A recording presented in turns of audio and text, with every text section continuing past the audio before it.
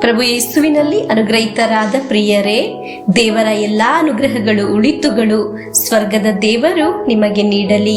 ಎಲ್ಲರೂ ಸಂತೋಷದಿಂದ ಸಮಾಧಾನದಿಂದ ಜೀವಿಸಲು ಸ್ವರ್ಗೀಯ ಉಳಿತು ಉಂಟಾಗಲಿ ಎಂದು ನಿಮಗಾಗಿ ಪ್ರಾರ್ಥಿಸುತ್ತೇನೆ. ಪೂರ್ಣ ಹೃದಯದಿಂದ, ಪೂರ್ಣ ಆತ್ಮದಿಂದ, ಪೂರ್ಣ ಮನಸ್ಸಿನಿಂದ ನಿಮಗಾಗಿ ಪ್ರಾರ್ಥಿಸುತ್ತೇನೆ.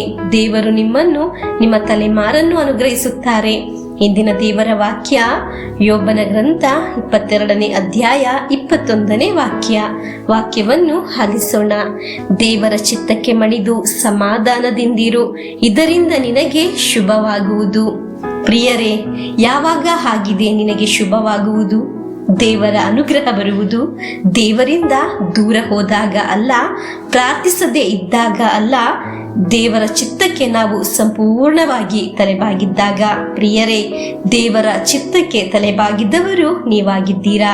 ಡೈಲಿ ಬ್ಲೆಸ್ಸಿಂಗ್ ಅಲ್ಲಿ ವಾಕ್ಯವನ್ನು ಆಲಿಸುವವರು, ನಿಯೋಗ ಪ್ರಾರ್ಥನೆಯಲ್ಲಿ ಭಾಗವಹಿಸುವವರು, ನಿಮಗೆ ಶುಭ ಉಂಟಾಗುತ್ತದೆ. ಶುಭ ಉಂಟಾಗಲು ಪ್ರಾರಂಭವಾಗಿದೆ. ನೀವು ಒಮ್ಮೆ ಹೇಳಿ, ಈಗ ಆಲಿಸಿದ ವಾಕ್ಯದಂತೆ ನನ್ನ ಜೀವನದಲ್ಲಿ ಉಳಿತುಂಟಾಗಲಿ ಎಂದು ವಿಶ್ವಾಸಿಸುತ್ತೇನೆ. ಶಬ್ದವಾಗಿ ಹೇಳಲು ಸಾಧ್ಯವಾದರೆ ಜೋರಾಗಿ ಹೇಳುವ, ಇಲ್ಲವಾದರೆ ಮನಸ್ಸಿನಲ್ಲಿ ಹೇಳುವ, ನನ್ನ ದೇವರು ನನಗೆ ಶುಭವನ್ನು ಅನುಗ್ರಹಿಸುತ್ತಾರೆ. ಹಲ್ಲೆಲೂಯಾ.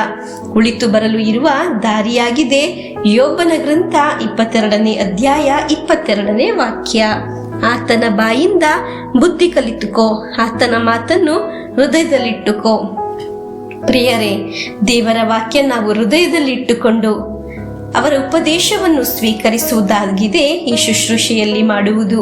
ಹೀಗೆ ಮಾಡಿದರೆ ಏನಾಗುವುದು ಎಂದು ಯೋಬನ ಗ್ರಂಥ 22ನೇ ಅಧ್ಯಾಯ 28ನೇ ವಾಕ್ಯದಲ್ಲಿ ನೋಡಬಹುದು.